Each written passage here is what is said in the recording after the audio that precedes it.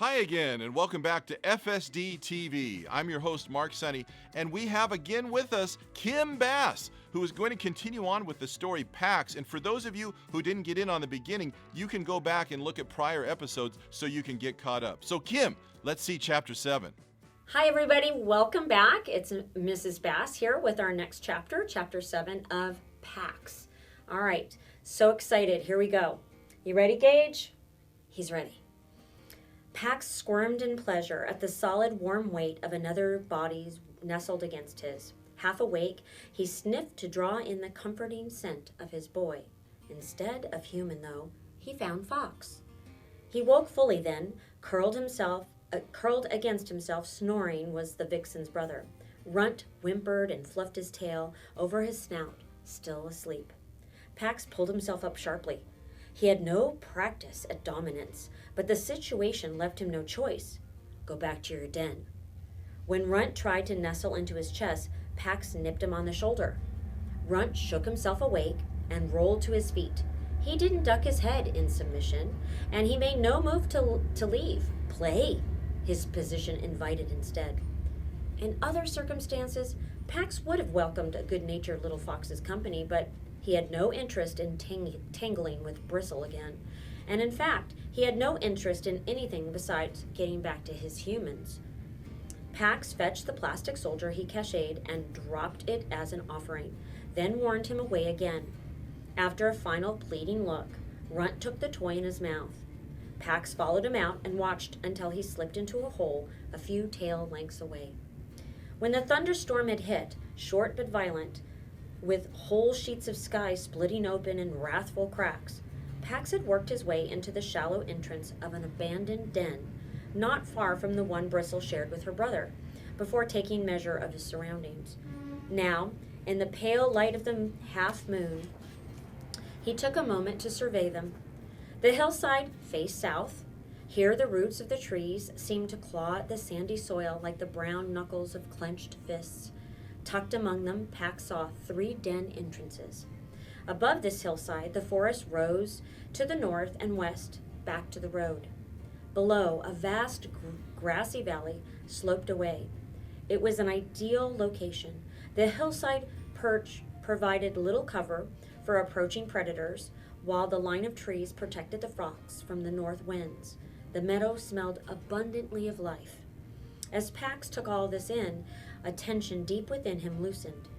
It was the same way he'd felt as a kit when, after he pushed his food dish to the farthest corner of his boy's nest room 3 times, Peter had finally understood to leave it there, away from the cold north wall and with the view of the door where the father entered, sometimes in anger. Safe. But this place was not safe for him. Bristle had warned him that in this same meadow lived an older fox and his mate.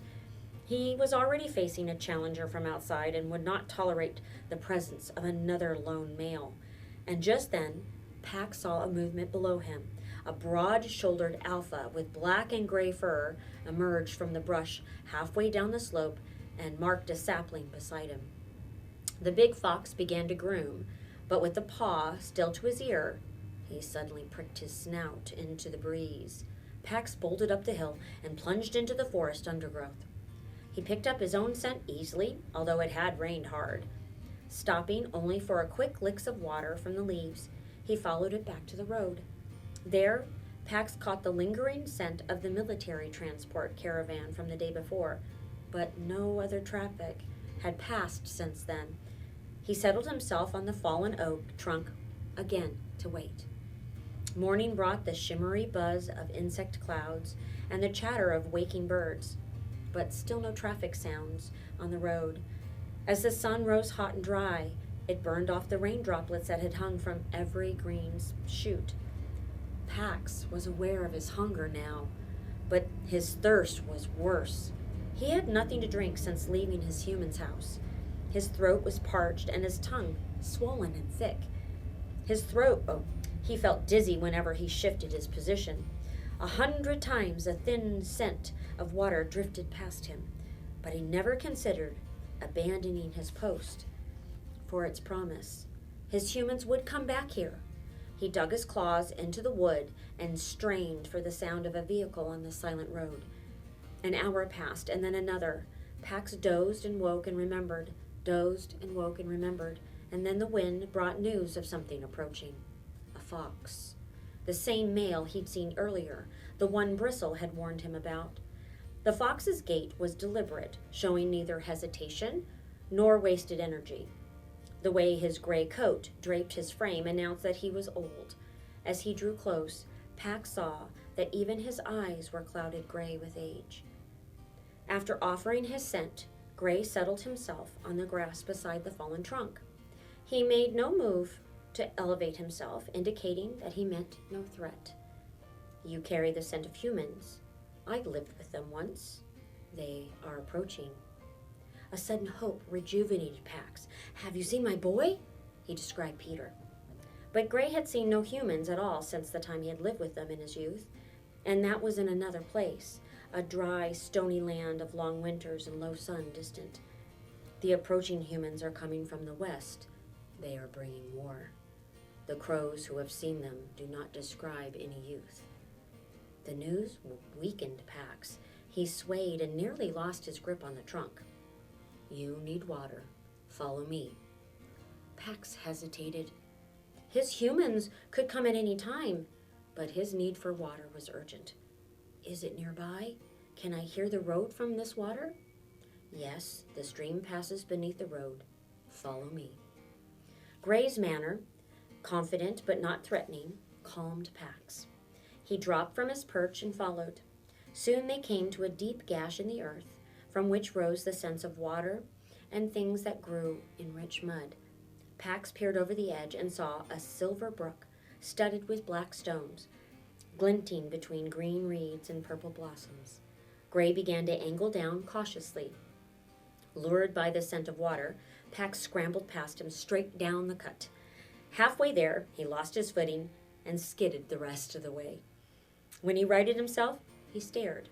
The water tumbled past him as if from a vast faucet, larger by far than even the spout that had poured water into the great white tub his boy bathed in. He dipped his head. The water was cold and tasted of copper and pine and moss. It rushed into his mouth as if it were alive. It stung his teeth and drenched his mouth and throat. He drank, and he didn't step away until his belly was taut. Gray joined him, drank, and then invited Pax to rest with him. Pax cocked his head to listen intently to the still, silent road above the culvert.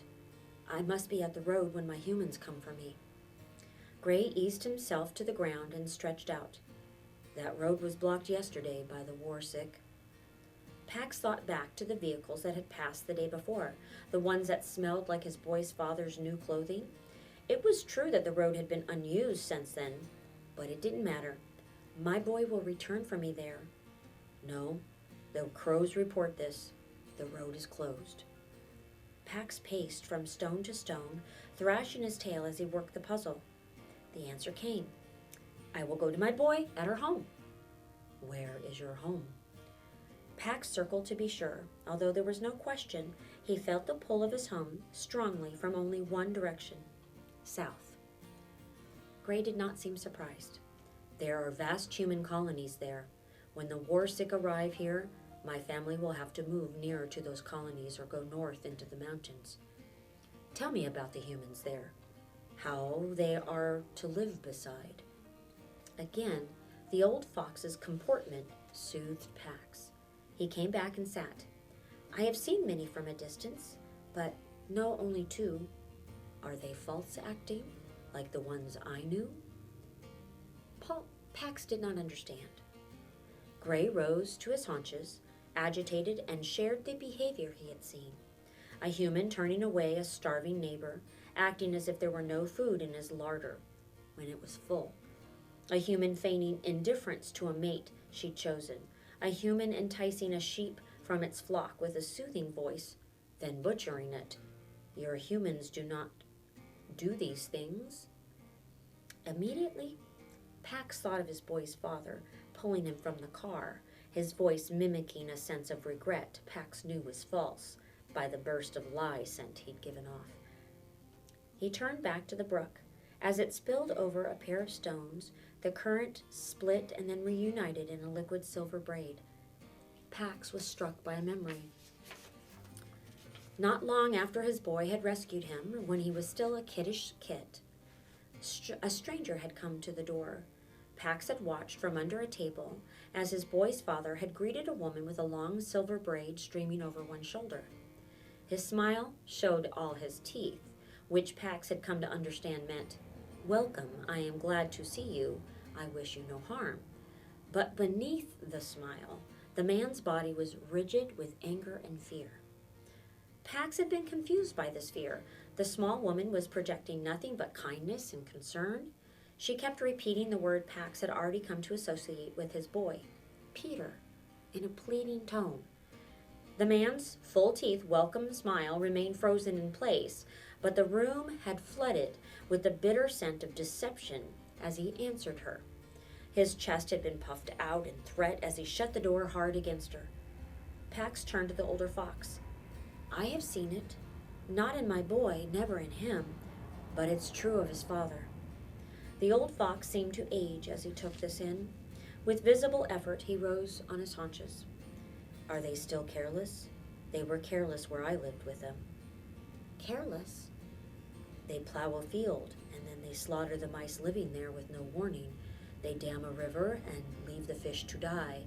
Are they still careless that way?" Once, when Peter's father was about to cut down a tree, Pax had watched Peter climb it to take down a nest and move it to another tree. On cold days, Peter brought fresh straw to Pax's pen. Before he himself ate, he always made sure Pax had water and food. "My boy is not careless." The old fox seemed relieved by this news, but only for a moment. "When war comes, they will be careless." "What is war?" Gray paused. "There is a disease that strikes foxes sometimes. It causes them to abandon their ways, to attack strangers. War is a human sickness like this." Pax jumped to his feet. "The war sick? They will attack my boy?" "War came to the land where I lived with humans. Everything was ruined. There was fire everywhere, many deaths, and not only of the war sick, the adult males, children, mothers, elders of their own kind, all the animals. The men who were sick with the disease spilled their chaos over everything in their path." "The same thing is coming?" Gray raised his head in a howl that turned the air itself into sadness. "West of here, where the war is already, where the humans are killing each other, the land is completely ruined. The crows carry the news. The rivers are dammed. The earth is scorched bare. Not even briars will grow. Rabbits and snakes, pheasants and mice, all creatures killed." Pax leaped to the path. He would find his boy before this war came. Gray followed. "Wait, I will travel south with you to search for a new home. Follow me back first." "Back to the meadow?" "No, the vixen warned me not to return." "The vixen will never welcome you because you have lived with humans." Pax then caught a quick flash of the same scene he'd watched pass between the vixen and her brother. A cold, howling wind, a matted pair of foxes in great distress, a cage of steel clamps, blood staining snow, and then, abruptly, nothing. "But she's not dominant. Follow me back. We will rest and eat, then leave tonight." And that ends chapter 7. Wow, this story just keeps getting better and better. Thank you so much, Kim, for going over chapter 7, and we're looking forward to chapter 8 coming up. On behalf of everyone here at the FSD Studios, my name is Mark Sonny, and this has been FSD TV.